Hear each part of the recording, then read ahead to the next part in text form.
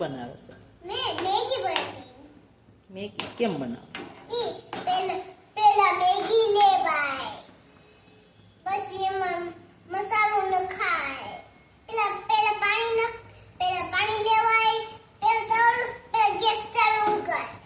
પછી તવડું મુકાય. પછી પાણી મુકાય. પછી પાણી નખાય. પછી છે ને પછી અમને પછી મેગી નખાય. પછી છે ને પાણી બધું બળી જાય ને તે લઈ લેવાય. પછી મસાલો નખાય મેગીનો મોય પડી ગઈ. પછી ખવાય આરામથી.